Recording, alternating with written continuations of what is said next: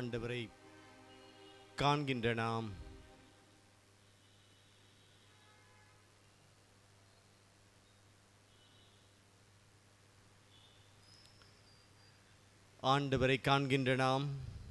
அவருடைய அன்பில் நிலைத்திருக்கவும் அவர் தரும் ஆசிரியில் நாம் இன்னும் பழகி பெருகவும் நம்மையே ஆண்டவரிடத்தில் ஒப்புக் கொடுப்போம். அவர்தாம் நமக்கு மீட்பு தருகின்ற தேவன், நமக்கு வாழ்வளிக்கின்ற தேவன், என்று நமக்கு விடுதலை தருகின்ற தேவனாய் வந்திருக்கின்றார். ஆண்டவரே, என் இதயத்திற்குள் கடந்து வாரும்.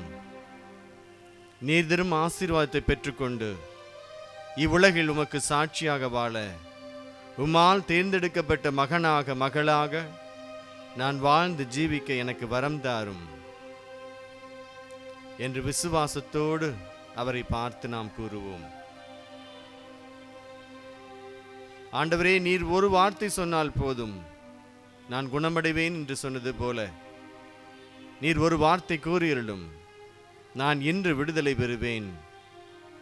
ஒரு வார்த்தை கூறும், நான் இன்று ஆசி பெறுவேன் என்று சொல்லி விசுவாசத்தோடு அந்த ஆண்டவரின் வார்த்தைகளுக்கு நம்மை அர்ப்பணிப்போம். அந்த இயேசுவின் வார்த்தை நம் இதயத்தில் தங்கி நிலை நிற்பதாக.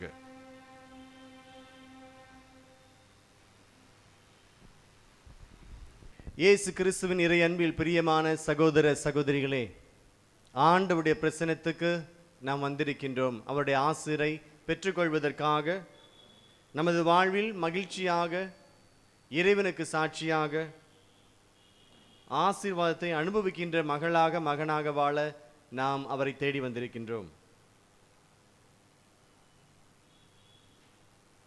நம்மள எத்தனை பேர் மகிழ்ச்சியா இருக்கிறோம்? இங்க வந்திருக்கிறவர்ல நம்மள எத்தனை பேர் நம்ம ஆண்டவருக்குள்ள மகிழ்ச்சியா இருக்கிறோம்? ஆண்டவர் மகிழ்ச்சியா இருக்குன்னு சொல்ல தேவையில்லை, மகிழ்ச்சியா இருக்கிறீங்க. எத்தனை பேர் மகிழ்ச்சியா இருக்கிறீங்க? நான் மகிழ்ச்சியா இருக்கிறதுனால ஆண்டவர்கிட்ட வந்திருக்கிறேன். Praise the Lord.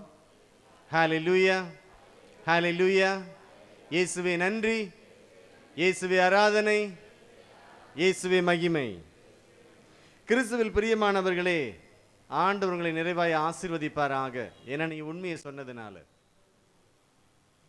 அநேகர் நம்ம ஆசீர்வதிக்கப்பட்டதுனாலேயோ விடுதலை பெற்றதுனாலேயோ வரல, ஆசீர்வாதம் வேண்டும் என்று சொல்லி வந்திருக்கிறோம், விடுதலை வேண்டும் என்று சொல்லி வந்திருக்கிறோம்.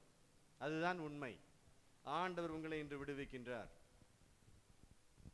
லூக்கா எழுதிய நற்செய்தி 4வது அதிகாரம் 18 to 19 முடிய உள்ள இறை வார்த்தைகள். யார் வாசிக்க முடியும்? மைக்ல.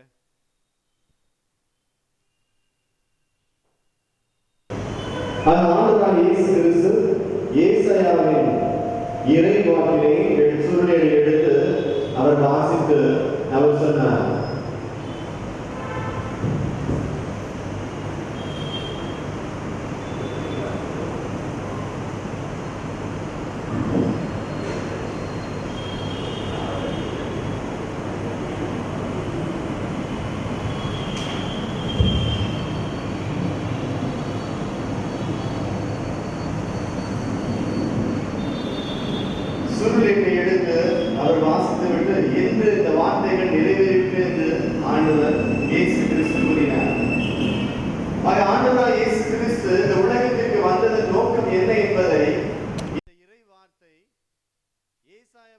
காலத்தில் எழுதப்பட்ட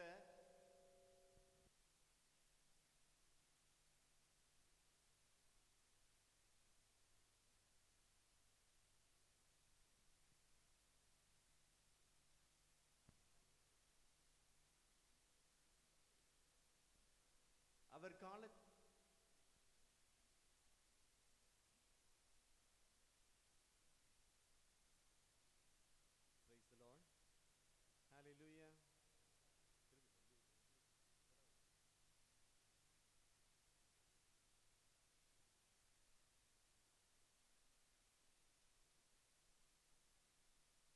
ஏசாயாவின் காலத்தில் எழுதப்பட்ட வாக்குகள் இயேசு கிறிஸ்துவின் மூலமாக நிறைவேறுகிறதை ஆண்டவர் வெளிப்படுத்தினார். ஆக இயேசு கிறிஸ்து வந்தது உலகத்திற்கு ஏசாயா தீர்க்கதரிசி கூறிய வார்த்தைகளை ஆண்டவர் அவர் மூலமாக வெளிப்படுத்தியதை நிறைவேற்றுவதற்காக என்று சொன்னார்.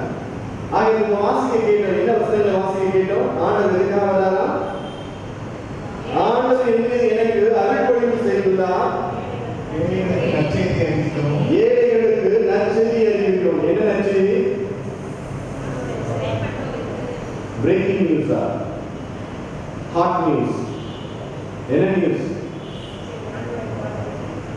என்ன நியூஸ் ஆண்டவர் கொண்டு வந்தாரா? Viral news. அதான் வந்து இருக்கு மொபைல்ல தான். Viral news, hot news, breaking news. Any other news are there? Any other news that you watch? வேற ஏதாவது நியூஸ் வருதா? வார்த்தைகள் மாறுது. உடனே நடந்த சம்பவங்கள், ஒரு மணி நேரத்துக்கு முன்னாடி நடந்த சம்பவங்கள், ஒரு வாரத்துக்கு முன்னாடி நடந்த சம்பவங்கள் என்று சொல்லி அதுக்கு தகுந்த மாதிரி கையில் கொடுக்கப்பட்டிருக்கு. அது ஆண்டவர் சொல்றார், நான் உங்களுக்கு ஒரு செய்தியை கொண்டு போறேன். அது என்ன செய்தி? அது நற்செய்தி. ஒரு நல்ல செய்தி உனக்கு கொடுக்க போகிறேன். அது யாருக்கு? பணம் படைத்தவர்களுக்கா? MNC company நடத்துறவர்களுக்கா? உலகத்தை ஆட்சி செய்த மனிதர்களுக்கா? ஏழைகளுக்கு என்று சொல்றார். ஆக யார் எளிமையான உள்ளத்தோடு இருக்கிறார்களோ, இவ்வுலகத்தில் பாதிக்கப்பட்டிருக்கிறார்களோ, துன்பங்கள்ல, வேதனைகள்ல, பணத்துல, உறவுகள்ல, அவர்களுக்கு நான் ஒரு நல்ல செய்தி கொண்டு இருக்கிறேன் நான் சொல்றார். என்னுடைய செய்தி மற்றவர்களுக்கு வாழ்வு தரக்கூடியதாக இருக்கும், அவர்களுக்கு மாரடைப்பை கொண்டு வராது. இன்னைக்கு நிறைய செய்திகள் நம்ம பார்க்கும் பொழுது, கேட்கும் பொழுது நிறைய பேருக்கு மாரடைப்பு தான். ஹார்ட் அட்டாக் வந்துருது. இந்த கொரோனா நாட்கள்ல எனக்கு ஒரே ஒரு சந்தோஷம் என்னன்னா, அநேக மக்கள் படிக்காதவங்க கூட நிறைய தெரிஞ்சுக்கிட்டாங்க. ஆக்சிஜன் சிலிண்டர் இருக்கிறாங்க, கவுண்டிங் குறைஞ்சிட்டாங்க, வயல வேலைப்பாடுலாம் எனக்கு கவுண்டிங் குறைஞ்சிச்சு பாரு, என் லங்ஸ் 6% வந்துச்சு பாரு. இதுவரைக்கும் லங்ஸ்னா என்னன்னு தெரியாது இங்கிலீஷ் வார்த்தை, இவங்க எல்லாருமே ஆரம்பிச்சுட்டாங்க. இதுதான் கொரோனாவில் மக்களுக்கு வந்த ஒரு லாபம். எல்லா டாக்டர்ஸ் என்ன லாங்குவேஜ் யூஸ் பண்றாங்களோ, இந்த சயின்டிபிக் டேர்ம் எல்லாமே இப்ப மக்கள் கற்றுக்கொண்டாங்க. ஆக ஆண்டவர் சொன்னாங்க, நான் தரக்கூடிய செய்தியானது மற்றவர்களுக்கு வாழ்வு தரக்கூடிய ஒரு செய்தியாக இருக்கிறார். அப்ப அது என்னது? அது என்ன செய்தி? மனிதனுடைய வாழ்க்கையில அந்த செய்தி என்ன பண்ண போகுது? வாழ்வு தரக்கூடியதாக இருந்தால் மக்கள் எப்படிப்பட்டவர்களாக இருக்காங்க? விடுதலை அற்றவர்களாக இருக்கிறார்கள், மகிழ்ச்சி இல்லாதவர்களாக இருக்கிறார்கள், சந்தோஷம் இல்லாதவர்களாக இருக்கிறாங்க. அப்படிப்பட்ட மக்களுக்கு என்னுடைய வார்த்தை ஒரு நற்செய்தியாக மாறும், வாழ்வு தரக்கூடிய ஒரு செய்தியாக அவர்களுக்கு மாறும் என்று சொல்லி ஆண்டவர் அந்த வார்த்தையை ஏசாயாவின் சூழ்நிலையிலிருந்து எடுத்து வாசித்து அவர்களுக்கு சொன்னார், இதுதான் நான் கொடுக்கக்கூடிய செய்தி. என்னுடைய செய்தி மற்றவர்களுக்கு வாழ்வு தரக்கூடியதாக மாறும், அவருடைய அடிமை நிலையில் இருந்தவர்களுக்கு விடுதலை தரக்கூடிய ஒரு செய்தியாக மாறும் என்று சொல்லி ஆண்டவர் கூறுகின்றார். மேலும் என்ன சொல்றார்? அதைத் தொடர்ந்து சிறைப்பட்டவர் விடுதலை அடைவார், சிறைப்பட்டவர்களை விடுதலை தருவார், சிறைப்பட்டவர்களுக்கு விடுதலை அடைவார்கள். அதை நம்ம புரிந்து கொள்ள முடியும். சிறையில் இருக்கிறவர்கள் ரிலீஸ் பண்ணாலும் மகிழ்ச்சியா சந்தோஷமா இந்த சிறைச்சாலைகளுக்கு வெளியே வந்து அவர்கள் நினைத்ததை சாப்பிட முடியும், நினைத்த உடைய உள்ள முடியும், நினைத்தவற்றை பேச முடியும். ஏன்னா அது எல்லாமே அவர்களுக்கு அந்த சுதந்திரத்தை இழந்து போனவர்கள். சிறைச்சாலைக்கு வெளியே வந்த சுதந்திரமாக அவர்கள் நினைப்பதை செய்வதற்கு அவர்களுக்கு விடுதலை தரப்படுகிறது. ஆண்டவர் என்ன சொல்றார்? சிறை இருக்கிறவர்களுக்கு விடுதலை தர நான் வந்தேங்கிறார். இயேசு கிறிஸ்து எந்த ஏதாவது சிறைச்சாலை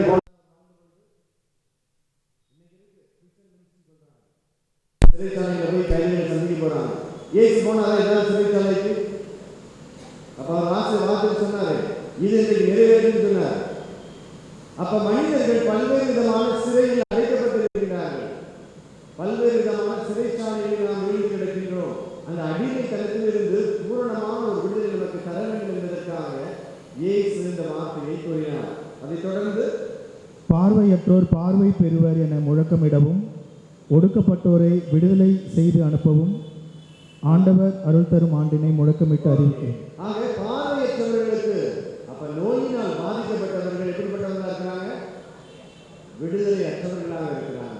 அவர்களுக்கு விடுதலை இப்ப சுகர்ல பாதிக்கப்பட்ட ஒரு சகோதரி இருக்கிறாங்க. அவங்களால அவங்க முன்னாடி உட்காந்து ஐஸ்கிரீம் கேக் சாப்பிட்டு அவங்களால சாப்பிட முடியுமா? அதை நீங்க ருசித்து சாப்பிட்டு இருக்கிற இனிப்பான பொருட்களை அவங்களால எவ்வளவு சாப்பிட்டு அவங்களால எடுத்து சாப்பிட முடியுமா? அப்ப நீங்க எதை சாப்பிடுறீங்களோ உங்களுக்கு சந்தோஷம் மகிழ்ச்சி கொடுக்குதோ அதே இன்னொரு மனிதருக்கு கொடுக்க முடியல. ஏன்னா அந்த சுவையை அந்த பொருளை அனுபவிப்பதற்கு அவர்கள் தடுக்கப்பட்டிருக்கிறார்கள். சுதந்திரத்தை இழந்து போயிட்டாங்க. அவர் வாழ்க்கையில் ஒரு விடுதலை இல்லை. அப்ப டாக்டர் சொல்றாங்க, நீ இதெல்லாம் சாப்பிடணும், இருந்து இதெல்லாம் நீ சாப்பிடக்கூடாது. இதை சாப்பிட்டா அவருடைய சுகர் லெவல் அதிகமாகும் அல்லது குறைந்து போயிடும். அதனால என்ன அதிகமாக பாதிக்கப்படுறவங்களுடைய ஆரோக்கியம் என்று சொல்லி நீ இதைத்தான் சாப்பிட வேண்டும் என்று சொல்லிட்டு என்ன ஆகுது? அவர்கள் இதுவரை இந்த சுதந்திரத்தை அவர்கள் தன்னுடைய வாழ்க்கையில இழந்து போகக்கூடிய சூழ்நிலை கடந்து வருகிறது. ஆக ஆண்டவர் நம்முடைய வாழ்க்கையில கடந்து வருகிறது. வந்தது காரணம் என்னவென்றால்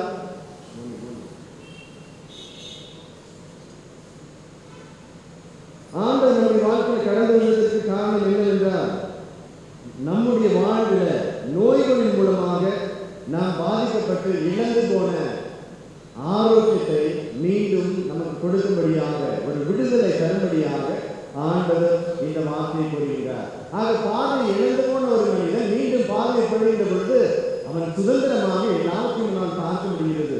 அவன் விடுதலை பெற்ற மனிதனாக எல்லா இடங்களுக்கும் அவனால் போக முடியுது. ஆக ஆண்டவர் வந்தது ஒரு நிலையான ஒரு விடுதலை, ஒரு நிறைவான ஒரு விடுதலையை ஆண்டவர் தரும்படியாக கடந்து வந்தார்.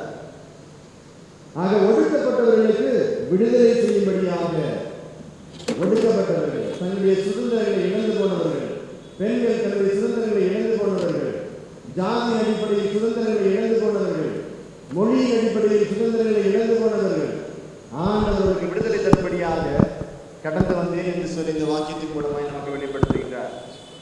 ஆக கடைசியாக சொல்கிறார், ஆண்டவர் அருள் தரும் ஆண்டினை முழக்கமிட்டு அறிவிக்கவும் அவர் என்னை அனுப்பி உள்ளார் என்று கூறுகிறார். என் விண்ணக தந்தை இந்த உலகத்திற்கு என்னை அனுப்பியதற்கு காரணம் ஆண்டவருடைய ஆசீர்வதிக்கப்பட்ட வருடம் வந்துவிட்டது என்று சொல்வதற்காக. The Lord's favorable year, ஆண்டவருடைய ஆசீர்வதிக்கப்பட்ட வருடம் இதோ இந்த மக்களுக்கு வந்துவிட்டது என்று முழக்கமிடுவதற்காக, அறிவிப்பதற்காக, அந்த விடுதலையை கொடுப்பதற்காக நான் வந்திருக்கிறேன் என்று சொல்லி ஆண்டவர் கூறினார். இந்த நம்முடைய வாழ்க்கையில் நாம் சிந்தித்து பார்க்கின்ற பொழுது எப்படிப்பட்டதான ஒரு விடுதலை என்னுடைய வாழ்க்கையில, என்னுடைய குடும்பத்தில் இன்னைக்கு தேவைப்படுது என்று சொல்லி நாம் ஒவ்வொருவரும் ஆலோசித்து பார்க்க வேண்டும். ஆக சுகர்னால் பாதிக்கப்பட்ட ஒரு சகோதரி, அந்த நோயில் இருக்கின்றவர்கள் ஒரு சில உணவுப் பொருட்களை அவர்கள் சாப்பிடுவதற்கு அனுமதி இல்லை. அதே நேரத்தில் அவருடைய கணவர் ஹார்ட் சம்பந்தப்பட்ட நோயினால் பாதிக்கப்பட்டிருக்கிறார். அப்ப அவருக்கு என்ன சொல்லுவார் டாக்டர்? என்ன சொல்லுவாங்க? சால்ட் அதிகமாக சேர்க்கக்கூடாது. ரெண்டும் ஆப்போசிட் ஆயிருக்கு. கணவன் மனைவி ரெண்டு பேரும் வித்தியாசம்.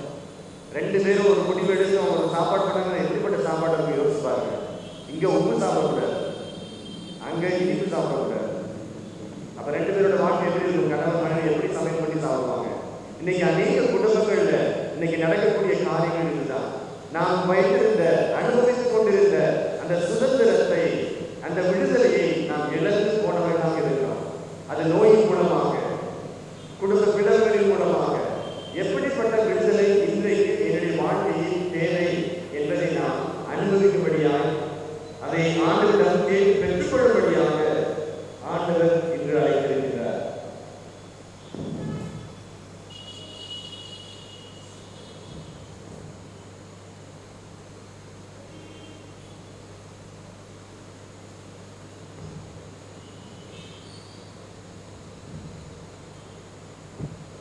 ரோமர் எழுதிய மடல்ல 6வது அதிகாரம் 14வது வசனம். ரோமர் 6:14. பாவம் உங்கள் மீது ஆட்சி செலுத்தக்கூடாது, ஏனெனில் நீங்கள் இப்போது சட்டத்துக்கு உட்பட்டவர்கள் அல்ல, மாறாக அருளின் ஆட்சிக்கு உட்பட்டவர்கள். கிறிஸ்துவின் பிரியமான சகோதர சகோதரிகளே, நம்முடைய வாழ்க்கையில பல விதங்களிலே நாம் விடுதலையை தேடி வந்திருக்கிறோம். ஆனா ஒரு முக்கியமான காரியங்கள் ஆண்டவர் நமக்கு விடுதலை தர வந்தது நம்முடைய பாவம் என்னும் ஒரு சிறைச்சாலையிலிருந்து விடுவிப்பதற்காக. நாம் அறியாமல் தெரியாமல் வாழ்ந்து கொண்டிருக்கின்ற, நாம் செய்த காரியங்களுக்கு தண்டனையாக அனுபவித்துக் கொண்டிருக்கின்ற, அல்லது நம்முடைய மூதாதையர்கள் செய்த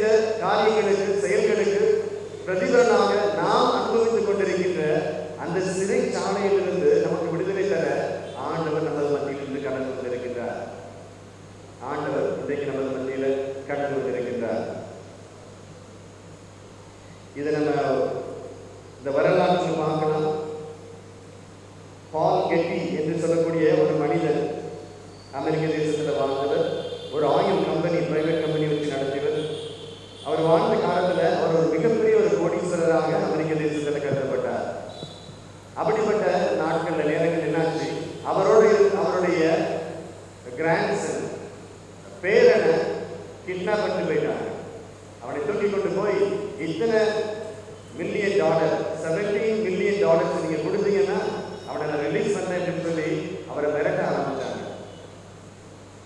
ஆக தன்னுடைய கிராண்ட்சனை மீண்டும் ஃப்ரீடமா அந்த திருடர்களிலிருந்து வெளியே கொண்டு வந்து சுதந்திரமாக குடும்பத்தில் கொண்டு வந்து அந்த அன்பை அனுபவிப்பதற்காக அந்த மனிதன் எவ்வளவு பணம் கேட்கப்பட்டார் என்றால் $17 மில்லியன். இப்ப இல்ல, 1973. ஆக ஒரு பணக்காரன் தன்னுடைய மகனையோ மகளையோ பேர குழந்தைகளையோ எவ்வளவு பாதுகாத்து தீமைகளிலிருந்து, நோய்களிலிருந்து, திருடர்களிலிருந்து, திருடி கொண்டு செல்கின்ற மனிதர்களிலிருந்து பாதுகாக்கக்கூடிய ஒரு சூழ்நிலையில இன்னைக்கு தள்ளப்பட்டிருக்கிறார்கள். இன்றும் இது நடந்து கொண்டுதான் இருக்கிறது. ஆக அந்த மனிதன் தன்னுடைய கிராண்ட்சனுக்காக $17 மில்லியன் கொடுத்து அந்த மகன் பேரனை மீண்டும் விடுதலை பெற்றுக் கொண்டு வருவதற்காக அவர்கள் அவனை அடிமைப்படுத்தி வைத்திருந்தார்கள். ஆக அந்த மனிதன் சொன்னான், நான் ஒரு பொழுது $17 மில்லியன் கொடுத்து என்னுடைய கிராண்ட்சனை நான் வெளியில கொண்டு வர மாட்டேன். அப்ப அந்த பிரசிடன்ட் நம்மளை கேட்டாங்க, உனக்கு உன்னுடைய பேரன்கிட்டையா அன்பு இல்லையா, உனக்கு இவ்வளவு பணம் கொடுத்து கூட்டு வர வேண்டியதானே, உனக்கு இவ்வளவு கோடிகள் இருக்குது என்று சொல்லி. அந்த மனிதன் சொன்னான், எனக்கு 14 பேர குழந்தைங்க இருக்கு. அப்ப 14 குழந்தைகளை திருடிட்டு போனா எத்தனை $1 மில்லியன் நான் கொடுத்து அவங்களை மீண்டும் கூட்டு வர முடியும் அப்படின்னு கேட்டான். இன்றைக்கு நம்ம அடிமைத்தனத்தில் வீழ்ந்து கிடந்து பாவத்துக்கு நாம் தண்டனையாக சாவே தீர்ப்பு என்று சொல்லி சொல்லப்பட்ட நீங்களும் நானும் ஒரு சிறைச்சாலையின் கைதியை கூட வாழ்ந்து கொண்டிருக்கிற உலகத்துல நம்ம மீட்பதற்காக ஆண்டவர் விலை கொடுத்திருக்கிறார். உங்களை என்னைக்கு விலை கொடுத்து வாங்குவதற்காக ஆண்டவர் எதை கொடுத்தார்? நாம் அநேக நேரங்கள் நாம் நினைத்து பார்ப்பதில்லை. நான் ஒரு அடிமை. எதற்கு அடிமை? எதற்கு அடிமையா இருக்கிறோம்? நாம் எதற்கு அடிமையா இருக்கிறோம்? நம்முடைய பாவங்களுக்கு நாம் அடிமையா இருக்கிறோம். இந்த உலகத்தின் பாவத்தின் கண்ணிகள் நம்மை வளைத்துக் கொண்டது. எப்படி இந்த கோபம் பார்க்கிறோம் நம்ம இல்லையா, இந்த சிலந்தி வலைகளை, அந்த சிலந்தி வலை கட்டிட்டு போனதுக்கு அப்புறம் இந்த சின்ன சின்ன பூச்சிகள் பறந்து போறது, கொசு அதில் போகிறது, அதில் மாட்டிட்டு என்ன ஆகும்? அந்த சிலந்தி காத்துட்டே இருக்கும். எப்போ எந்த நேரத்தில் இந்த சின்ன பூச்சிகள் அதில் வந்து மாட்டணும் என்று சொல்லி அது மாட்டி அதில் இருக்கும் பொழுது என்ன ஆகும்? அந்த வலையில் இருக்கக்கூடிய கெமிக்கல், அந்த சிலந்தி கட்டி அந்த கெமிக்கல்ல உள்ள அந்த நெட்டானது, அதில் இருக்கிற பாய்சன் அந்த சின்ன உயிரினங்களை நகர்ந்து போக முடியாதபடி கட்டியாய் பிடித்துக் கொள்ளும். அதனால அந்த செயலிழந்து போய் அதே இடத்துல மாட்டிக்கொண்டு துடிதுடித்து கொண்டிருக்கும். அப்ப அந்த சிலந்தி வந்து அதை தின்னும். நம்ம பார்க்கிறோம், பள்ளி அப்படிதான் சாப்பிடுது, சிலந்திகள் அப்படிதான் இருக்குது. அப்ப இன்றைக்கு நம்முடைய வாழ்க்கையில நாம் எதற்கு அடிமையாய் விழுந்து கிடக்கிறோம் என்றால், எதை நாம் கண்கொண்டு பார்க்கவில்லையோ, நம் கண்ணால் நாம் தொட முடியலையோ, அப்படிப்பட்ட ஒரு காரியங்களுக்கு நாம் அடிமையாக கிடக்கிறோம். அதுதான் பாவம். அதை நாம் பார்க்க முடியாது. அதை செய்ததுக்கு அப்புறம் அதற்கான தண்டனை மட்டும் நமக்காக காத்துக் கொண்டிருக்கும். ஆக அப்படிப்பட்ட பாவத்தில் நாம் கருவில் உருவாவதற்கு முன்பாகவே பெற்றோர்களால் செய்த பாவத்திற்கு தண்டனையாக நானும் ஒரு பாவியாக கருவில் என் தாயின் ஒரு கருவில் நான் உருவாக்கப்படுகின்றேன். ஆக அப்படி பெற்றெடுக்கப்பட்ட நான் இந்த உலகத்துக்கு வரும்பொழுது ஒரு பாவியாக நான் வரேன். எனக்கு தண்டனை காத்துக் கொண்டிருக்கிறது.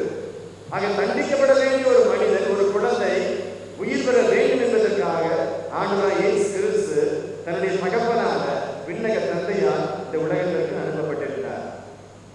இதைத்தான் இந்த வாசிக்க கேட்ட லூக்கா எழுதிய நற்செய்தி 4ஆம் அதிகாரம் 18 - 19 முடிய 18 - 19 கிறிஸ்துவின் பிரியமான சகோதர சகோதரிகளே, பல விஷயங்களை நம்முடைய வாழ்க்கையில் நாம் தெரிந்து கொண்டதே கிடையாது. நாம் தெரிந்து கொண்டது என்ன? நாம் படித்த படிப்பை வைத்து, நம்முடைய அனுபவங்களை வைத்து நாம் ஏதோ பல காரியங்கள் நாம் தெரிந்திருக்கலாம். அது கண்ணுக்கு புலப்படக்கூடியவை, கண்ணுக்கு தெரியாதவை, million times greater than what we can can see with our eyes. நம்ம கண்களுக்கு புலப்படாதவை பல மடங்கு இருக்கிறது. கண்களுக்கு புலப்படக்கூடியது மிகவும் சிறியது, மிகவும் சிறியவை. ஆக நம் கண் கொண்டு பார்க்க முடியாத காரியங்களினால் இன்று மனிதகுலம் மாற்றிக்கொண்டு தத்தளித்துக் கொண்டிருக்கிறது. மனிதகுலம் மாத்திரமல்ல, கடவுள் படைத்த எல்லா படைப்புகளும் அப்படிப்பட்ட அழிவுக்குரிய ஒரு காரியங்கள் இன்றைக்கு மாற்றிக்கொண்டிருக்கிறது. இதைத்தான் புனித பிரான்சிஸ் அசிசியார் சொல்லுகின்ற பொழுது, ஆண்டவராகிய இயேசு கிறிஸ்து இந்த உலகத்திற்கு வந்தது மனித குலத்திற்காக அல்ல, கடவுள் படைத்த படைப்பை மீட்பதற்காக வந்தார்கள். ஆக இன்றைக்கு மனிதனை மீட்பதற்காக வந்து ஆண்டவர் ரத்தத்தை சிந்தவில்லை. ஆடு மாடு கோழி மரங்கள் செடிகள் கனிகள் மேகம் இன்னைக்கு பார்க்கணும். இன்னைக்கு எல்லாம் பேசிட்டு இருக்கோம், ஓசோன்ல ஓட்டை விழுந்துருச்சு என்று சொல்லி. இவ்வளவு நாள் மக்கள் சொல்லிட்டு இருந்தோம் ஹார்ட்ல ஓட்டை விழுந்துருச்சு, இப்போ ஓசோன்ல ஓட்டை விழுந்துருக்கு. அது இது எல்லாம் எதனால் வருகிறது? எதனால் வருகிறது? மனிதனுடைய கிரீடி என்ன சொல்லுவோம்? கிரீடினஸ். மனிதனுக்கு பேராசையினால, மனிதனுடைய பேராசையினால எல்லாத்தையும் தனதாக்கி கொள்ள வேண்டும் என்கின்ற அவனுக்குள்ள இருக்கிற சுயநல எண்ணங்கள் இன்றைக்கு மற்ற எல்லாத்தையும் பாதிக்கக்கூடியதாக மாற்றிக் கொண்டிருக்கிறது. ஆக ஆண்டவர் இதைத்தான் சொல்கிறார், உன்னை மாத்திரம் நான் விடுவிக்க வரவில்லை, என் தந்தையால் படைக்கப்பட்ட அனைத்து படைப்புகளையும் நான் விடுவிக்கும்படியாய் நான் வந்திருக்கிறேங்கிறதா சொல்கின்றார். இதைத்தான் நம்ம திருவழிபாட்டில் வாசி கேட்கிறோம்.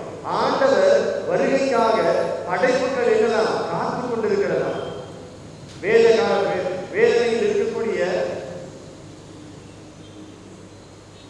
கர்ப்பிணி பெண்ணானவள் எப்படி வேதனையில் இருக்கின்றாளோ அதே போல இன்றைக்கு உலக படைப்புகள் எல்லாம் வேதனையோடு, தாங்க முடியாத வலியோடு அவைகள் துடித்துக் கொண்டிருக்கிறது அப்படின்னு சொல்லி திருவழிபாட்டில் வாசிக்கிறோம்.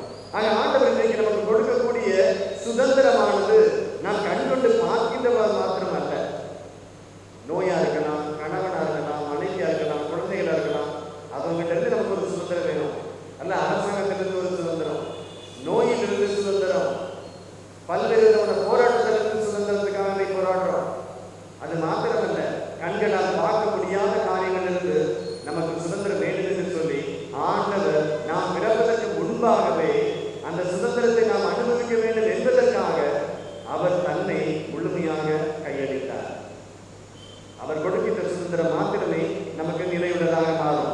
பல நேரங்களில் நாம் படித்த படிப்பை வைத்து நமக்கு அனைத்தும் தெரியும் என்று சொல்லி நாம் நினைத்துக் கொள்கின்றோம். நம்முடைய அறிவு ரொம்பவும் சிறுமையானது. கடலில் வருகின்ற கடலில் இருக்கக்கூடிய நீர்த்துளிகளில் ஒரு துளியை காட்டிலும் மிகவும் சிறியதே நம்முடைய ஞானம். ஆண்டவருடைய ஞானம் இந்த உலகத்தின் படைப்புகளை பார்க்கின்ற பொழுது கூட நம்மை கண்டுகொள்ள முடியாத அளவுக்கு நம்மை பிரமிக்கக்கூடியதாக செய்கின்றது. இதைத்தான் இந்த நாட்களில் வாசித்திருக்கிறோம். ஞானாகமத்திலிருந்து படைப்புகள் அனைத்தும் மனிதனை மதிகேடனாக ஆக்கிவிடும் என்று சொல்லப்படுகிறது. ஏன்? மனிதன் கண்டுபிடிக்க முடியாத அளவுக்கு இந்த படைப்புகள் எல்லாம் வித்தியாசமா செயல்படுமா. இன்னைக்கு அதெல்லாம் அறிஞர்கள் எல்லாம் தேடிட்டு இருக்கிறாங்க.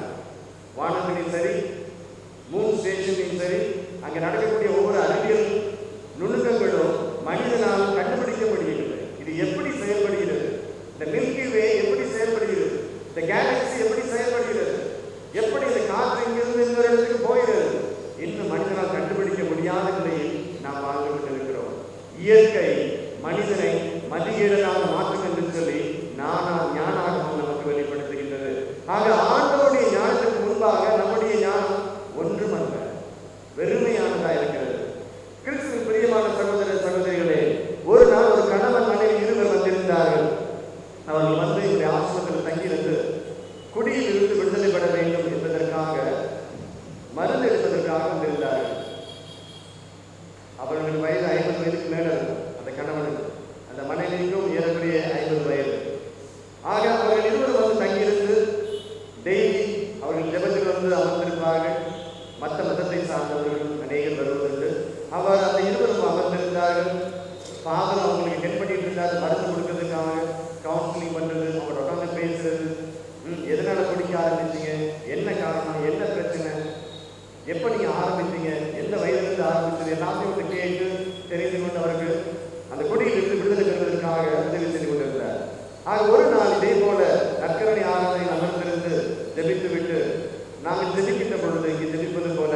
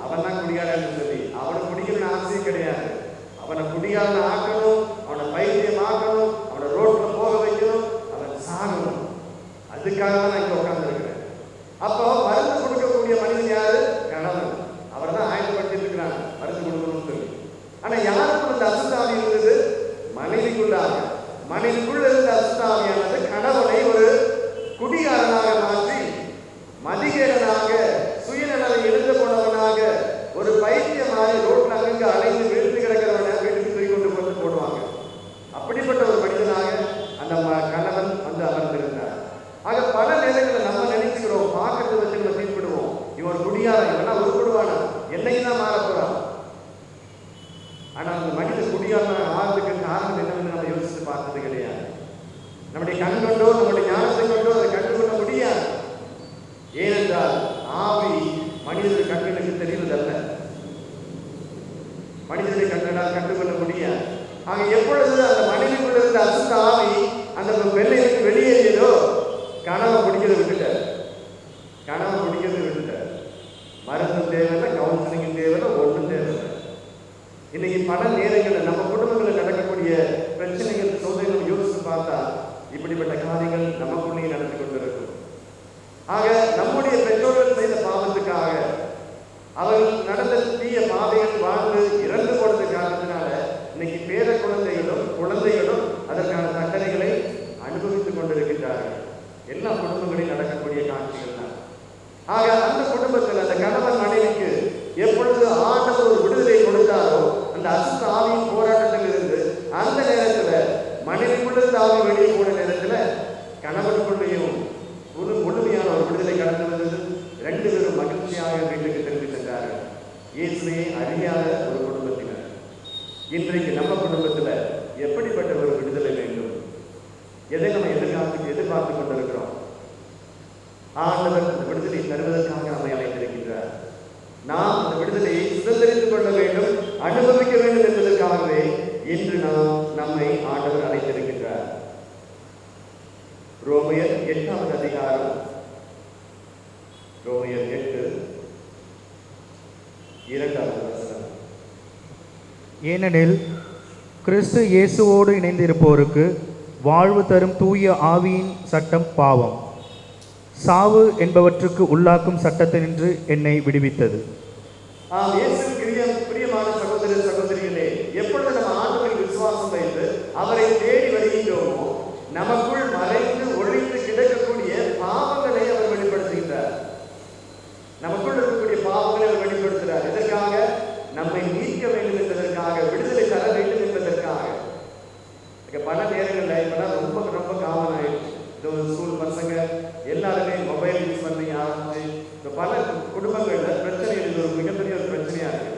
குழந்தைகள் என்ன பண்ணுறாங்க? கிளாஸ் நேரத்தில் மியூட் மோடு போட்டுட்டு என்ன பண்ணுறாங்க? மொபைல் கேம்ஸ் விளாண்டுட்டு இருக்காங்க. ஒரு சில குழந்தைகள் மொபைல் கேம்ஸ், இன்னொரு குழந்தைகள் பாலியல் சம்பந்தப்பட்ட அப்படிப்பட்ட வீடியோஸை பார்த்துட்டு இருக்குது. அங்கே டீச்சர் பேசிக்கிட்டே இருக்கிறாங்க, ஆனால் இங்கே பசங்க என்ன பண்ணிட்டு இருக்காங்க? மூவி பார்த்துட்டு இருக்கிறாங்க. ஆக இப்படிப்பட்ட பல விதங்கள்ல கடவுள் குழந்தைகளுக்கு கொடுத்திருந்த சுதந்திரத்தை அவங்க என்ன பண்ண ஆரம்பிச்சாங்க?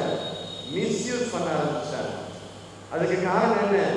தூண்டி விடக்கூடிய ஆசைகள். ஒரு மனிதனுக்குள்ள வரக்கூடிய ஆசைகள் அவனை என்ன பண்ணுது? நிலை குலைய செய்கிறது. அந்த குழந்தைக்கு தெரியும் எது நல்லது எது கெட்டது என்று சொல்லி. தெரிந்திருந்தாலும் கூட அந்த குழந்தை தீயதை தேர்ந்தெடுக்கிறது. காரணம் என்ன தெரியுமா? அந்த குழந்தைக்கு ஒரு சுதந்திரம் இருந்த காரணத்தினால. இப்போ ஒரு சுகர்ல பாதிக்கப்பட்ட ஒரு அம்மா இருக்கிறாங்க. அவங்க சுகரே எடுக்கக்கூடாது, இனிப்பு சாப்பிடக்கூடாது. அப்படிப்பட்டவங்க அவங்க சுகரை போய் தேர்ந்தெடுத்து இந்த சாக்லேட் தான் வேணும், இந்த அல்வா தான் எனக்கு வேணும்னு சொல்லி தேர்ந்தெடுத்து சாப்பிடுவாங்களா? சாப்பிட மாட்டாங்க. ஏன்னா அவங்களுக்கு கொடுக்கப்பட்ட அந்த சுதந்திரம் இழந்து போனார்கள். எப்படி?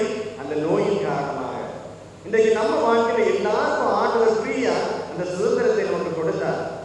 ஞானஸ்நானத்தின் மூலமாக, உறுதி புரிதலின் மூலமாக, ஒவ்வொரு சாதனங்களின் மூலமாக, நம்முடைய பாவ சங்கீர்த்தனத்தின் மூலமாக மீண்டும் மீண்டும் மீண்டும் நமக்கு புதுப்பித்து கொடுத்துட்டே இருக்கிறார் ஆண்டவர்.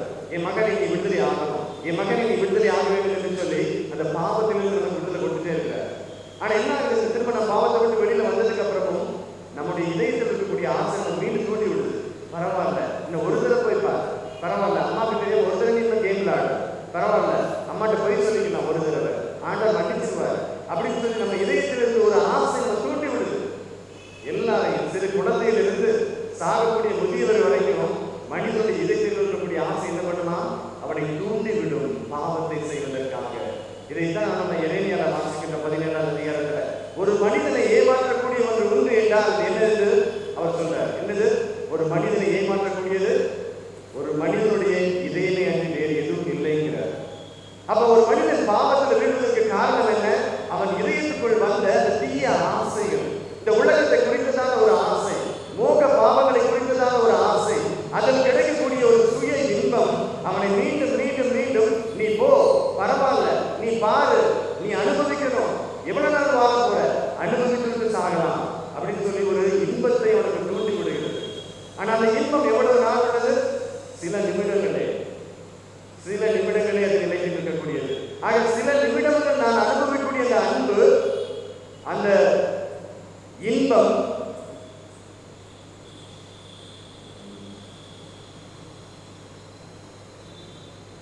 அந்த சுகமானது மீண்டும் மீண்டும் என்ன பண்ணுது? என்னை அதையும் தேடி ஓட பண்ணுது, அதை தேடி ஓட பண்ணுகிறது. What is the desire of my heart that determines what kind of person I am going to be? என்னுடைய இதயத்தில் இருக்கக்கூடிய ஆசைகள் தான் நான் எப்படி இருக்க போறேங்கிறது அது தீர்மானிக்கும். நான் கிடையாது, என்னால தீர்மானிக்க முடியாது. என் மனது சொல்லும் நீ சிகரெட் குடிக்க கூடாது என்று சொல்லி, என் இதயம் சொல்லுது பரவாயில்ல, நீ அதை குடிச்சல, அந்த சிகரெட் எப்படி இருந்து பார்த்தியா, ஒரே ஒரு தடவை ஃபுல்லா குடிக்க வேணாம், 2 பஃப் மட்டும் போதும், நீ டேஸ்ட் பண்ணிட்டு சொல்ல போட்டு ஃப்ரெண்ட் அதுதானே கேட்கிறான், ஃப்ரீயா வாங்கி கொடுக்குறான் இல்லையா? என் இதயம் மீண்டும் மீண்டும் எனக்கு சொல்லுது. ஏற்கனவே பாவத்தை குறித்த ஒரு அனுபவம் இருந்ததுனால என்ன ஆகுது? என் மனது எவ்வளவோ சொன்னாலும் சரி, அதை எதிர்த்து என் இதயம் என்ன பண்ணுது? வெற்றி பெற்ற விதத்துல அந்த பாவத்தை மீண்டும் செய்வதற்கு எனக்கு தூண்டி விட்டு போக வைக்கிறது. அப்ப நமக்குள்ள இருக்கக்கூடிய பாவங்கள், அந்த இச்சைக்கூடிய காரியங்களை குறித்த ஒரு அனுபவம் ஏற்கனவே உள்ள வந்ததுனாலையும், மற்றவர்கள் அனுபவிப்பதை நான் கண்கொண்டு நான் பார்க்கறதுனாலையும் நான் ஏன் பண்ணக்கூடாது, அதுல என்னதான் இருக்குது அப்படின்னு சொல்லி நமக்கு ஒரு கியூரியாசிட்டி, தெரிஞ்சுக்கணும்னு ஒரு ஆசை. ஒரு சில பாடல்கள் சொல்லுவாங்க இல்லையா, திருடிட்டு திருடனை நீ திருடனை மறந்துடு, என்ன எப்படி சொல்லுவாங்க தெரியல, தமிழ்ல ஒரு பழமொழி கூட இருக்கு இல்லையா? நீ திருடனா இருக்க தேவையில்லை, ஆனா திருடிட்டு அதை தொழில விட்டுறலாம், அப்போ உனக்கு தெரியும் திருடனா என்னன்னு சொல்லி. இன்றைக்கு அப்படித்தான் சத்துருவானவன் பல விதங்கள்ல நம்ம விடுதலையை இழந்து போக செய்து ஒரு அடிமைத்தனத்துக்கு நம்ம கொண்டு போய்கிட்டு இருக்கிறான். அடிமைத்தனத்துக்கு இன்றைக்கு நம்மை கொண்டு போய்கிட்டு இருக்கிறான். ஆக நம்ம அதை தெரிந்து கொள்ள முடியாதவர்களாக இருப்பதனால பல விதங்கள்ல நம்முடைய வாழ்க்கையில நாம் சந்தோஷத்தை, மகிழ்ச்சியை நாம் இழந்து போயிருக்கின்றோம். ஆக கிறிஸ்துவின் பிரியமான சகோதர சகோதரிகளே, ஆண்டவருக்கு உங்களையும் என்னையும் விடுவிக்க வந்தவர் நான் மட்டும் சுதந்திரமா இருக்கணுங்கிறதுக்காக அல்ல, என் மூலமாக என் குடும்ப சுதந்திரத்துக்கு கடந்து வர வேண்டும், என் மூலமாக என் ஊரில் இருக்கின்ற மக்கள் சுதந்திரத்தை அனுபவிக்க வேண்டும், என் மூலமாக என் பங்கில் இருக்கிற மக்களோட சுதந்திரத்தை அனுபவிக்க வேண்டும். எப்படி கொரோனா வைரஸ் ஒருத்தருக்கு 1000 பேருக்கு பரவுதோ அதே போல எனக்குள்ள கடந்து வந்த சுதந்திரம், ஆண்டவர் கொடுத்த சுதந்திரம் நான் மற்றவர்களோடு பகிர்ந்து கொள்ள வேண்டும், அது மக்களுக்கு பரவ வேண்டும். அதுதான் ஆண்டவருடைய விருப்பம். அதைத்தான் ஆண்டவர் நம்மை தேடி அழைத்திருக்கின்றார். ஆக ஆண்டவர் உலகத்திற்கு கடந்து வந்தது நம் பாவத்திலிருந்து விடுதலை பெற வேண்டும் என்பதற்காகவும், நித்தியத்திற்கும் அந்த விடுதலை நான் அனுபவிக்க வேண்டும் என்பதற்காக என்ன பண்ணார்? அவர் பரிசுத்த ஆவியானவர் நமக்கு கொடுத்தார். அந்த ஆவியானவர் எங்கு வந்து தங்குகின்றாரோ அங்கு நிலையான ஒரு விடுதலை அந்த மனிதர்களுக்குள்ளாக இருக்குமா? அந்த விடுதலையை அனுபவிப்பதற்காகவே அந்த தூய ஆவியானவர் துணையாளர் நமக்கு இயேசு கிறிஸ்துவால் தரப்பட்டிருக்கின்றார்.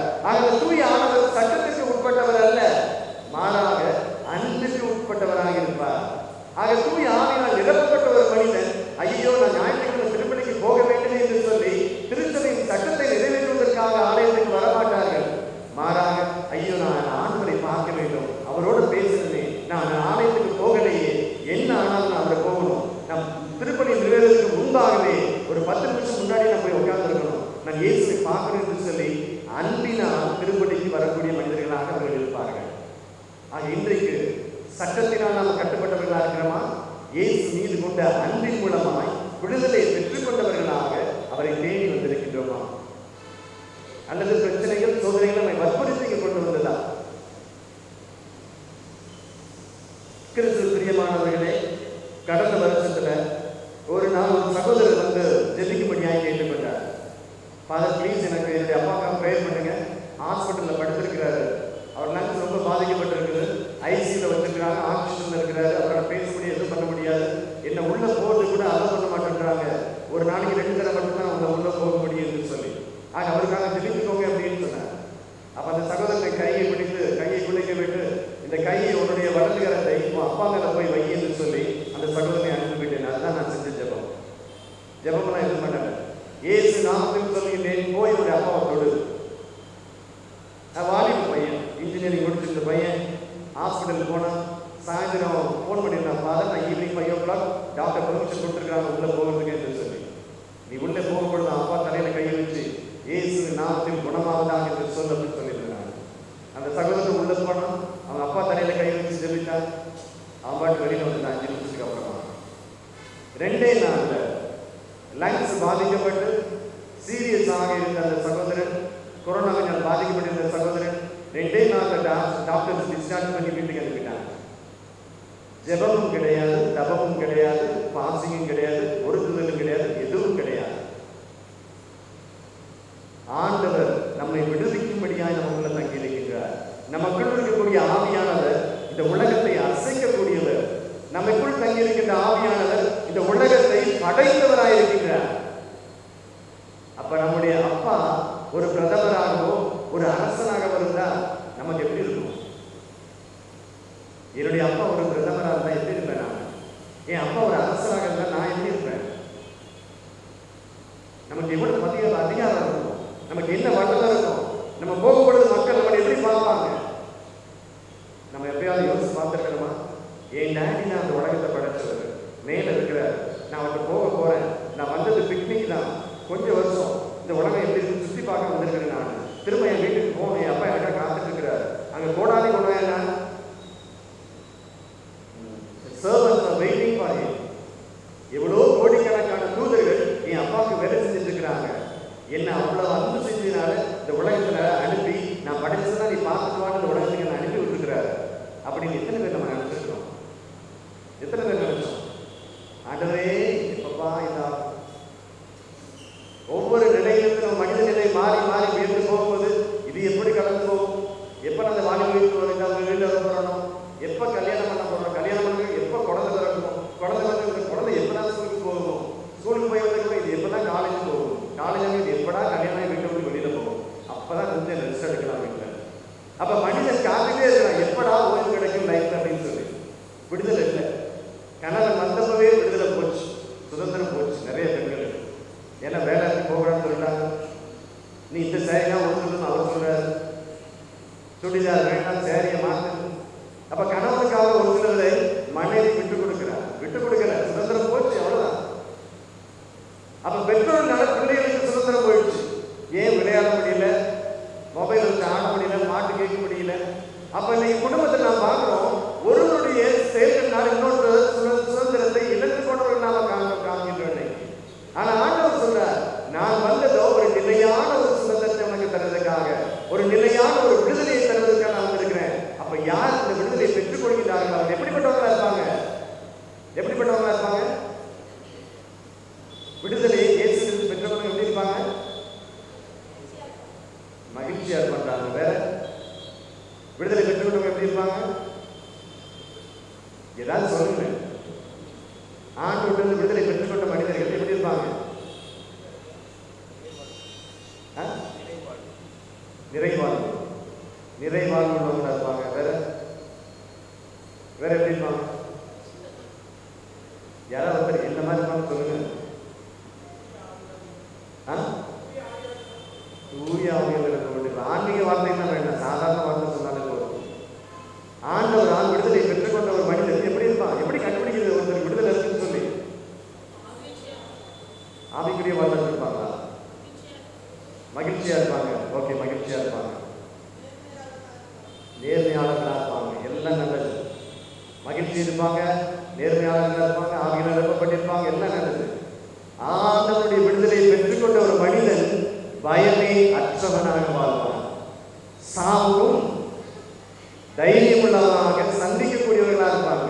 ஏன் அவங்க விடுதலையை பெற்றுக்கொண்டவர்கள், சிறையிலிருந்து விடுவிக்கப்பட்டவர்கள், நோயிலிருந்து விடுவிக்கப்பட்டவர்கள், சாவின் பயத்திலிருந்து விடுவிக்கப்பட்டவர்கள். இன்றைக்கு அதுதான் முதல் வாசகம். இன்னைக்கு நம்ம வாசிக்க கேட்டோம். ஒரு தாயானவர் தன்னுடைய எத்தனை குழந்தைகள் அனுப்புறா? 7 குழந்தைகள் அனுப்புறா. போ மகனே, வீரமணி சாவணி வீர சாவை சந்திக்கணும்னு சொல்லி. நேற்று வாசம், நேற்று யார் இருந்தா? எலியாசர் என்று சொல்கின்ற ஒரு வாலிபன், எத்தனை வயசு? 90 வயசு. எலியாசர் என்று சொல்கின்ற ஒரு தீர்க்கதரிசி வாலிப வயதுல சாவை சந்திக்க போனார். 90 வயசு இருக்கும் போது. சாவை குறித்து பயம் கிடையாது, நோயை குறித்து பயம் கிடையாது, தோல்வி குறித்து பயம் கிடையாது, நோய் வந்த பயம் கிடையாது, குடும்பத்துல பிரச்சனைகள் வந்த பயம் கிடையாது. எல்லாத்தையும் சந்திக்கக்கூடிய ஒரு மனிதன் நிற்கிறான்னா ஆண்டவருடைய விடுதலையை பெற்றுக்கொண்ட ஒரு மனிதனாகத்தான் இருக்க முடியும். ஹல்லேலூயா. இயேசுவே நன்றி, இயேசுவே ஆராதனை. ஹல்லேலூயா. இன்றைக்கு நம்ம என்ன பண்ணிட்டு இருக்கிறோம்? விடுதலை வேணும், விடுதலை வேணும், சுதந்திரம் வேணும்னு சொல்லி போராட்டம் பண்ணிட்டு இருக்கிறோம். போராட்டத்தை பண்ணிட்டு இருக்கிறோம். அரசாங்கத்துக்கு எதிராக போராட்டம், இந்த கட்சிகளுக்கு எதிராக போராட்டம், ஒரு ஜாதி இன்னொரு ஜாதிக்கு எதிராக போராட்டம். நம்ம விடுதலை இறந்து போயிட்டு அது வேணும்னு காத்துட்டு இருக்கிறோம். அதுக்காக ஆண்டவர் சொல்றார், அதெல்லாம் நிரந்தரமான விடுதலை கிடையாது. நான் தரக்கூடிய விடுதலை நிரந்தரமாக உனக்கு தரக்கூடியது. அது ஒரு மகிழ்ச்சியில் மாத்திரமல்ல, இவ்வுலகத்தில் பயமற்றவனாய் உன்னை மாற்றும், தைரியம் உள்ளவனாய் உன்னை மாற்றும். ஏனெனில் உனக்குள் தங்கியிருக்கக்கூடிய ஆவி யார்? என் ஆவி உனக்குள் ஊற்றுவேன் என்கிறார் ஆண்டவர். ஆக ஆண்டவருடைய ஆவி எப்பொழுது நமக்குள்ள கடந்து வருகின்றதோ அங்கே சொல்ல நாம் மகிழ்ச்சி அவர்களுக்குள்ள கடந்து வரும், அவர்களுக்குள் தைரியமும் நம்பிக்கையும் அவர்களுக்குள்ளாய் கடந்து வரும். இதைத்தான் நாம் பார்க்கிறோம். கலாத்தியர் 5ஆம் அதிகாரத்தில் நாம் வாசிக்கின்றோம். எப்பொழுது இந்த ஆவியானவர் ஒரு மனிதனுக்குள் கடந்து வருகின்றாரோ அவருக்குள் எப்படிப்பட்ட கனிகள் வெளிப்படும் என்று சொல்லி, யாருக்குள்ள பயம் இல்லையோ அவர்கள் மட்டும்தான் உண்மையா அன்பு செய்ய முடியும். யாருக்குள்ள பயம் இல்லையோ அவர்கள் தான் கனி தரக்கூடியவர்களாக இருப்பாங்க. இப்போ ஒரு மரம் நிறைய கனிகளுக்கு காய் தொங்குது ஒரு மாமரத்துல. ஐயோ, ரோட்ல போறவங்கள என்ன பாக்குறாங்களே, கல்லால எரிவாங்களே, என் இருக்கக்கூடிய காய்களை கனிகளை பிடிக்கிடுவாங்களே, இன்னையிலிருந்து நான் கனியை கொடுக்க கூடாது அப்படின்னு அந்த மரம் முடிவு பண்ணிடுச்சா எப்படி இருக்கும்? அந்த மரத்து பக்கத்துல யாராவது வருவாங்களா? அப்ப எந்த மரம் அதிகமாக கனி தருகின்றதோ அது என்ன பண்ணப்படும்? கல்லால் எரியப்படும். ஆனா அந்த கல்லால் எரியப்பட்டாலும் அந்த மரம் ஏதாவது முடிவெடுக்குதா? இனிமே அடுத்த வருஷத்துல இவங்களுக்கு கனியே கொடுக்க கூடாது. கொடுத்து கொடுத்து நம்ம அடி வாங்கி நம்ம மேல ஏறி நின்று நம்ம கிளையெல்லாம் ஒடிச்சு நம்ம என்னெல்லாம் பண்றாங்க மனித குணங்கள். இனிமே இவங்களுக்கு கனியே கொடுக்க கூடாதுன்னு சொல்லி மரங்கள் முடிவெடுக்குதா? மீண்டும் அடுத்த வருடம் அதிகமா அந்த கனி தரக்கூடியதா மாறுது. ஆண்டவர் தான் சொல்றார், நான் கொடுத்த விடுதலை உனக்கு நிரந்தரம் உள்ளதாக இருக்குங்கிறார் ஆண்டவர். யோவான் நற்செய்தி 8ஆம் அதிகாரம் 36ஆவது வசனத்தில் வாசிக்கின்றோம்.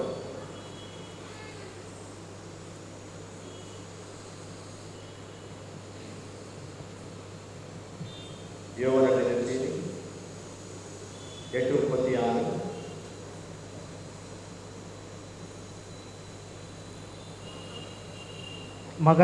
மகன் உங்களுக்கு விடுதலை அளித்தால் நீங்கள் உண்மையிலே விடுதலை பெற்றவர்களாய் இருப்பீர்கள். இயேசு கிறிஸ்து உங்களுக்கு விடுதலை அளித்தால் நீங்கள் உண்மையிலேயே விடுதலை பெற்றவர்களாய் இருப்பீர்கள். ஆக ஆண்டவருக்கு மாத்திரமே அந்த அனுமதி, அந்த அதிகாரம் கொடுக்கப்பட்டிருக்கிறது. நான் யாருக்கு விடுதலை கொடுக்கின்றேனோ அவர்கள் விடுவிக்கப்பட்டவர்களாக இருப்பார்கள் அப்படிங்கிறார் ஆண்டவர். ஆக எதிரப்பட்ட விடுதலை ஒரு நிலையான விடுதலை. நோயிலிருந்து, பேயிலிருந்து, உலகத்தின் துன்பங்களிலிருந்து, பிரச்சனைகளிலிருந்து, குடும்ப பாரங்களிலிருந்து எல்லாம் இருக்கும். ஆனால் அவர்களை அசைக்க முடியாது. எல்லா சோதனைகளும் இருக்கும், அவர்கள் ஒன்றும் அதை செய்ய முடியாது. அவர்களை ஒன்றும் அதை செய்ய முடியாது.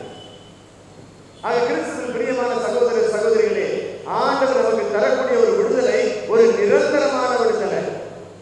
அந்த விடுதலை பெற்றுக்கொண்ட நாம் எக்ஸாம் குறித்தும் பயம் வராது, ப்ரொஃபஸரை பார்த்தாலும் பயம் வராது, ஸ்கூலுக்கு போனாலும் பயம் வராது, கொரோனா பக்கத்து வீட்டில் இருந்தாலும் பயம் வராது.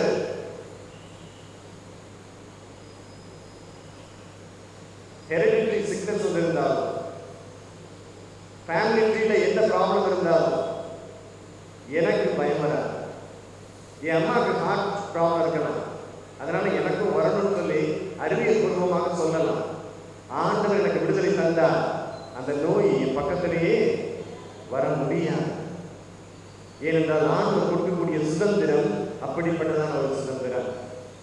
ஆக ஆண்டவர் நமக்கு கொடுக்கக்கூடிய விடுதலை ஒரு நிலையான ஒரு விடுதலை.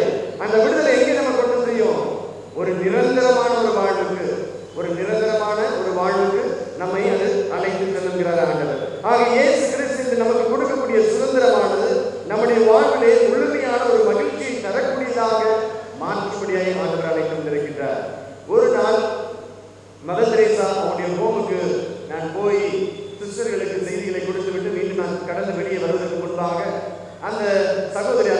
சொல்லி அந்த வாடகையை கூட்டு போனாங்க. ஃபாதருக்கு வாங்க, புதிதாக ஒரு சகோதரர் வந்திருக்கிறாருங்க அப்படின்னு சொல்லி.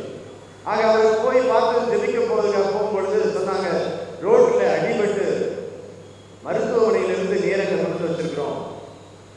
என்னாச்சுன்னு கேட்டா, அவர் ஒரு பிச்சை எடுக்கின்ற ஒரு சகோதரன், ஒரு முஸ்லீம் சகோதரர் ரோட்ல அமர்ந்திருந்து பிச்சை எடுத்துக் கொண்டிருந்தார். ஆக அந்த சகோதரர் பிச்சை எடுக்கின்ற பொழுது ஒரு நாள் நைட் இரவுல ரோட்ல படுத்து தூங்கிட்டு இருக்கின்ற பொழுது அங்க பக்கத்தில் இருந்த ஆட்டோ ஓட்டுகின்றவர்கள் அந்த சகோதரர்கள் குடித்து விட்டு கலாட்டா பண்ணிட்டு இந்த மனிதத்தை வந்து சண்டை போட்டு அவர்கிட்ட காசை படுக்க முயற்சி செஞ்சிருக்கிறாங்க. அவர்கிட்ட பிச்சைக்காரன் எவ்வளவு சொத்துக்கள் இருக்கும், அந்த சொத்துக்கு அந்த காசை எடுக்கும் போது அவர் மேல கோபப்பட்டு ஒரு ஆட்டோ டிரைவர் என்ன பண்ணிட்டார், கண்ணில் குத்தி அந்த கண்ணு உள்ள இருக்கிற பாலையை பிடிங்கி வெளியில போட்டார். ஒரு கண்ணை போயிடுச்சு, வெளியில கிடக்கு கண்ணு. ஆக அப்படிப்பட்ட இரத்த வெள்ளத்தில் இருந்த அந்த சகோதரனை பக்கத்துல வேற வந்து பார்த்தோம், அந்த சத்தத்தை கேட்டு ஓடி வந்து ஹாஸ்பிட்டல் தூக்கிட்டு போய் அங்க மருத்துவமனையில் அவருக்கு சிகிச்சை கொடுத்து நேரம் அங்கே இருந்து இந்த மதர் தெரேசா ஹோம்ல அவர் கொண்டு சேர்த்திருந்தாங்க. ஆக அந்த மனிதனுக்கு இருந்ததோ ஒரே ஒரு கண்ணு தான். அந்த கண்ணும் குறைவுள்ளதாக இருந்ததுனால அவருக்கு எதுவுமே சரியாக தெரியல. ஆக அந்த மதர் தெரேசா ஹோம்ல இருந்த அந்த சகோதரர் அங்க இருக்கக்கூடியவர்களுக்கு உதவி செஞ்சு அந்த கண் முழுமையாக குணமடைபடியாகும். இன்னொரு கண்ணு கொஞ்சம் தான் தெரியுதுனால எப்போதும் எல்லாரும் யாராவது கூட்டி வந்துட்டே இருப்பாங்க, உதவி செஞ்சுட்டு இருப்பாங்க. ஆக அப்படிப்பட்ட ஒரு மனிதன் ஜெபித்து விட்டு அங்க வரக்கூடிய ஆராதனை நேரத்தில் அந்த சகோதரன் அனுப்புவீங்கன்னு சொல்லிட்டேன் நான். ஆக அதே போல 2 பேர் அந்த சகோதரனை கூட்டு வந்து ஆராதனையில் அமர்ந்து ஜெபித்துக் கொண்டிருந்தார்கள். ஜெபித்து படித்து அந்த சகோதரருக்கு கை வைத்து ஜெபித்த பொழுது அந்த 50 வயதுக்கு மேலான அந்த சகோதரர் அந்த ஒரு கண் இருந்த கண்ணும் முழுமையாக பார்வை பெற ஆரம்பித்தது. கண்ணு முழுமையை தெரிஞ்சவொன்னு அவருக்கு நம்ப முடியல, ஏன் கண்ணு தானா என்று சொல்லி.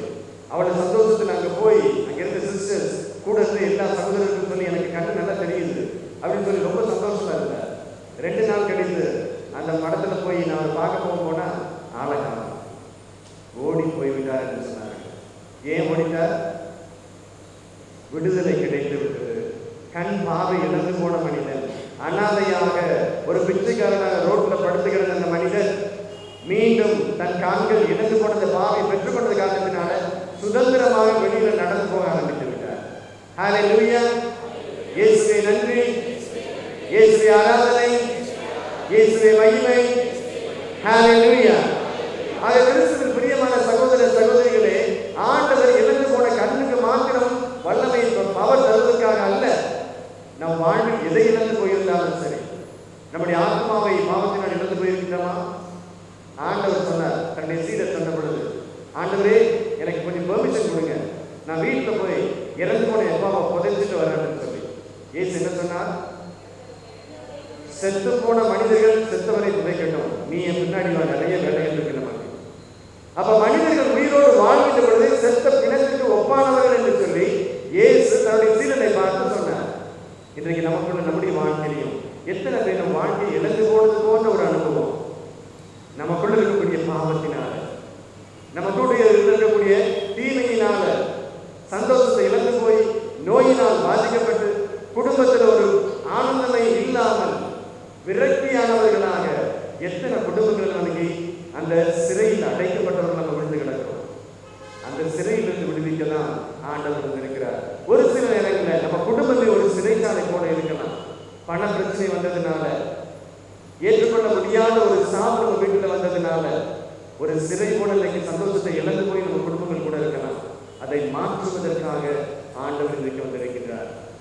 நம்மை விடுவிக்கின்ற தேவன் நம் மூலமாக பல மனிதர்கள் ஆசீர்வதிக்கப்பட வேண்டும், அவர்களும் விடுதலை பெற வேண்டும், அவர்களும் சுதந்திரத்தை அனுபவிக்க வேண்டும் என்பதற்காக பெயர் சொல்லி உங்கள் ஒவ்வொருவரையும் ஆண்டவரை அழைத்து வந்திருக்கிறார்.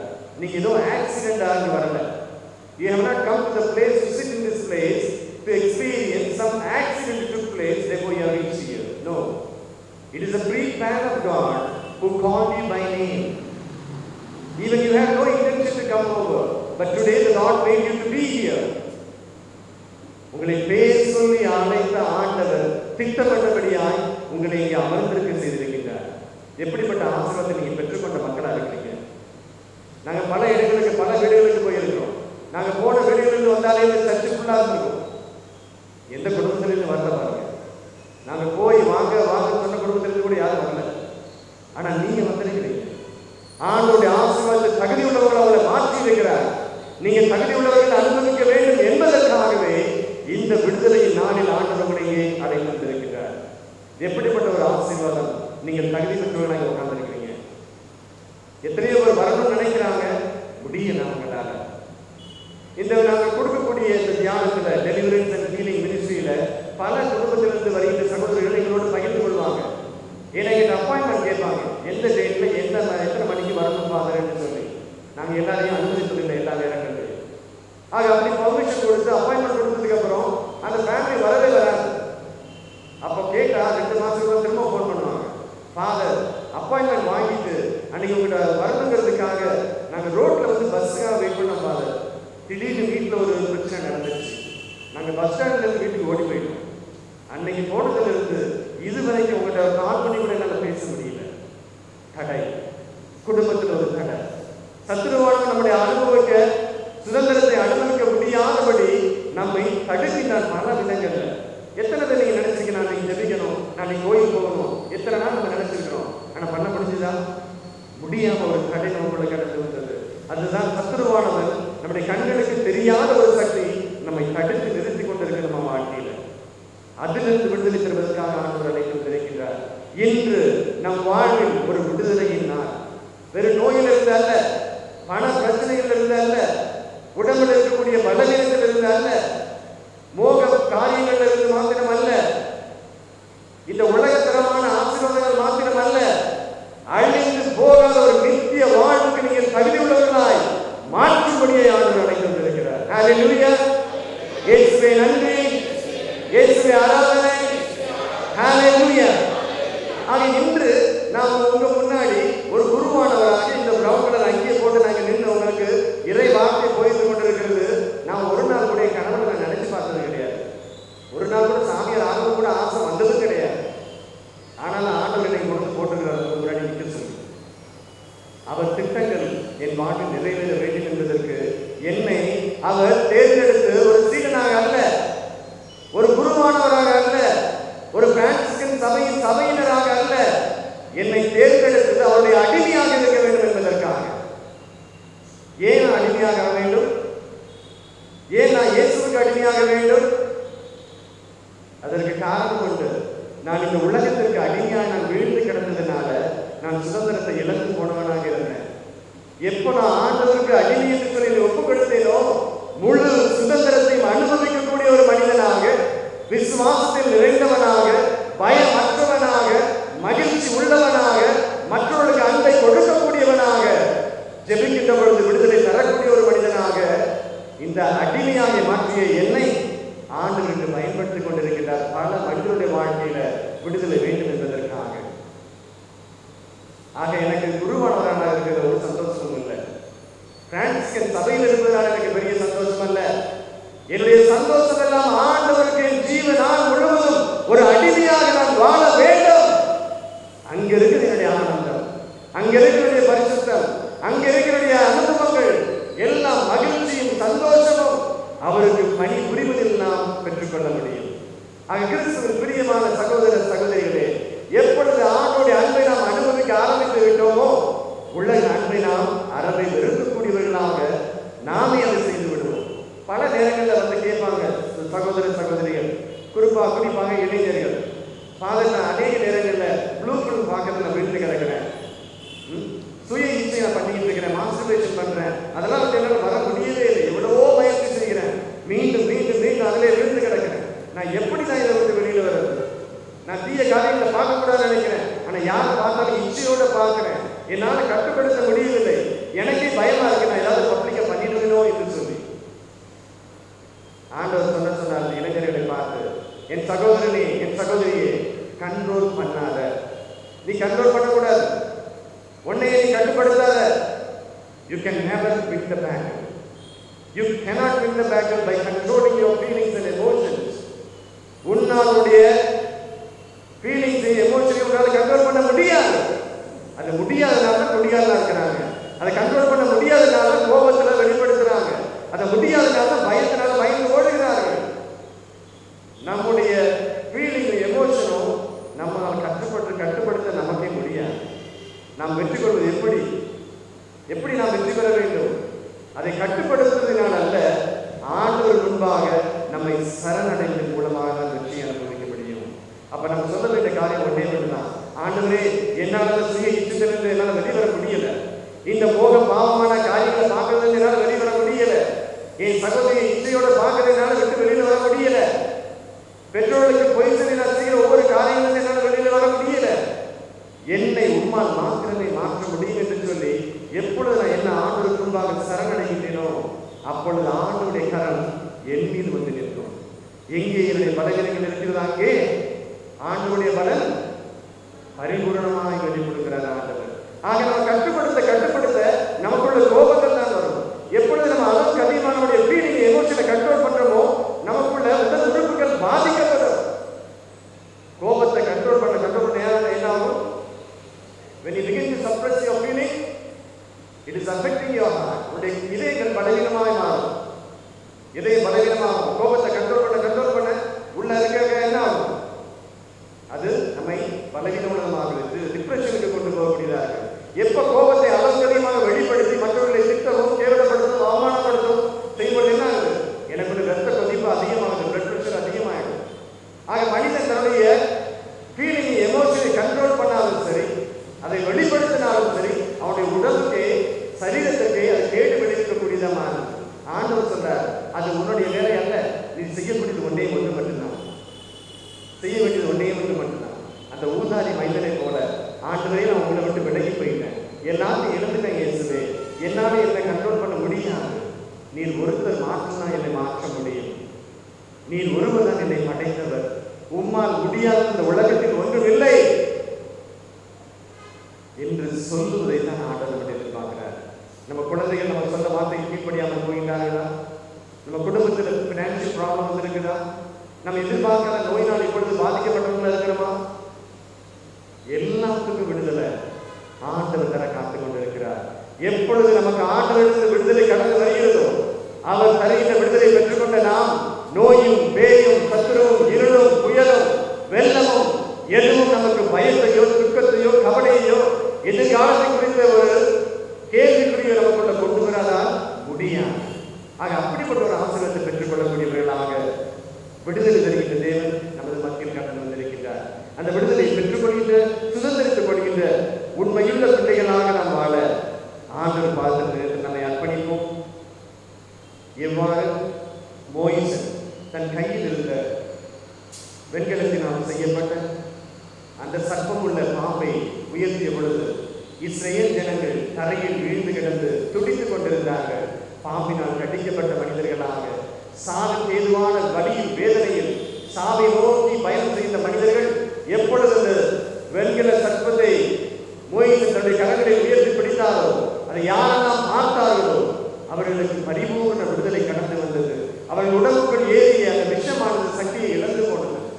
இன்று நம்முடைய வாழ்க்கையில் இருக்கக்கூடிய நம்முடைய சரீரத்தில் இருக்கக்கூடிய விஷமாகிய பாவமாக இருந்தாலும் சரி, நோயாக இருந்தாலும் சரி, நம்முடைய கண்களுக்கு புலப்படாத தடைகளாக இருந்தாலும் சரி, சத்துருவின் ஆதிக்கமாக இருந்தாலும் சரி, நம் குடும்ப வாரிசு மூலமாக வரக்கூடிய சாபத்தின் கட்டுக்களாக இருந்தாலும் சரி, எல்லாவற்றையும் விடுவிக்கக்கூடிய தேவன் நமது மத்தியில் பெற்றிருக்கின்றார். நம் கண் கொண்டு அவரை உற்று பார்ப்போம். நம் இதயத்தின் கண்களை திறப்போம். இந்த நேரத்தில் ஆண்டவரே, எனக்காக நீ ரத்தத்தை சிந்தியது இதற்காகத்தானா? என் பலவீனத்திலிருந்து, என் நோயிலிருந்து, என் அடிமைத்தனத்திலிருந்து, கடன் வறுமையிலிருந்து, தரித்திரத்திலிருந்து, என் குடும்பத்தில் விளக்கலிலிருந்து ஒரு நிரந்தர விடுதலை வேண்டும் என்பதற்காக நீ ரத்தம் சிந்தியதோ? எனக்கு அந்த விடுதலை வேண்டும் ஆண்டவரே. நம் உருக்கத்தோடு, நம் அனைவரும் உருக்கத்தோடு எழுந்து நிற்போம். இறை வார்த்தை சொல்லுகின்றது. மார்க்கெழுதின் நற்செய்தி 11ஆம் அதிகாரம் 24ஆவது வசனம். ஜெபத்தில் எதையெல்லாம் கேட்டீர்களோ அவை அனைத்தும் பெற்று விட்டோம் என்று சொல்லி விசுவசிங்கள் என்கிறார் ஆண்டவர். நாம் ஒன்று நம்ம ஞாபகத்தில் வைத்துக் கொள்ள வேண்டியது, நாம் எதை கேட்டாலும் அதை நான் பெற்று விட்டேன் என்று சொல்லி ஒரு சிறு குழந்தையை போல பிடிவாதமான ஒரு உணர்வு நமக்கு வேண்டும். வந்துடுச்சோ இல்லையோ, பெற்றுக்கொண்டேனோ இல்லையோ என்று சொல்லி ஒரு சந்தேகத்தை நாம் நமக்குள் வரவே கூடாது. நான் ஏன் ஆண்டவரிடம் எதை கேட்டேனோ அதை கொடுத்து விட்டார் என்று சொல்லி விசுவசிக்க வேண்டும் என்று சொல்லி ஆண்டவர் நமக்கு நினைவூட்டுகின்ற அந்த நேரத்தில் அந்த விசுவாசத்தோடு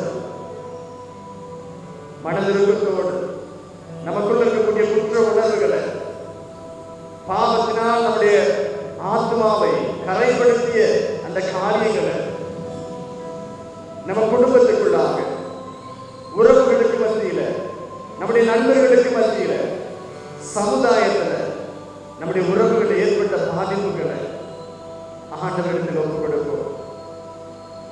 எங்கெல்லாம் நாம் சிறைப்பட்டு கிடக்கின்றோமோ அங்கே விடுதலை தரும்படியாய் ஆண்டவர் இன்று முன்குறித்து நம்மை அழைத்திருக்கின்றார்.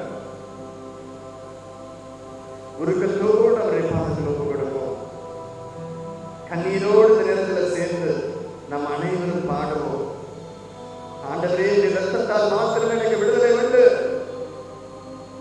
வெறும் நோயிலிருந்து எனக்கு குணம் தருகின்ற தேவன் அல்ல நீ. என் இதயத்தின் துடுப்புகளை பார்க்கின்ற தேவனாகிய நீ. என் தலையின் ஒவ்வொரு முடிகளையும் எண்ணி வைத்திருக்கின்ற தேவன் நீ. நான் சுவாசிக்கின்ற காற்று நீர் அனுப்பியதே. உமது சித்தம் இல்லாமல் எதுவும் என்னை அணுக முடியாது என்று சொல்லி அவர் பாதத்தில் நம்மை அர்ப்பணிப்போம். ஆண்டவரே, எங்கே நான் விடுதலையை இழந்து போனேனோ, என் கற்புல, என் பரிசுத்தத்துல, என் பலத்துல, பயத்தின் மூலமாய், என் எக்ஸாம்ல, என் படிப்புல, என் திருமண வாழ்வில நான் எங்கெல்லாம் இழந்து போயேனோ, எதை இழந்து போனேனோ மீண்டும் பல மடங்கு பெற்றுக்கொள்ளபடியா, விடுதலை தரும்படியா என்னை அழைத்தீரே. என் மீது மனமிறங்க மாட்டவர். தாவீதின் குமாரனே, என் மீது மனமிறங்கும். நீர் ஒரு வார்த்தை சொன்னால் போதும், கொந்தளிக்கின்ற கடல் அலைகள் நின்று போனது. இயற்கை வார்த்தைக்கு கட்டுப்பட்டது. ஆண்டவரே, நான் எம்மாட்டேன். ஒரு வார்த்தை சொல்லும். ஆண்டவரே, ஒரு வார்த்தை சொல்லும். என் இதயத்தோடு பேச மாட்டேன்.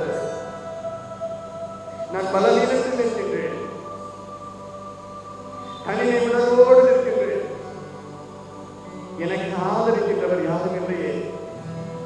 எனக்கு பண உதவி செய்கின்றவர் யாரும் இல்லையே. எனக்கு நோயிலிருந்து விடுதலை தரக்கூடிய மருத்துவர் யாரும் இல்லையே. என் குழந்தைகளுக்கு உதவி செய்ய யார் இருக்கின்றார்?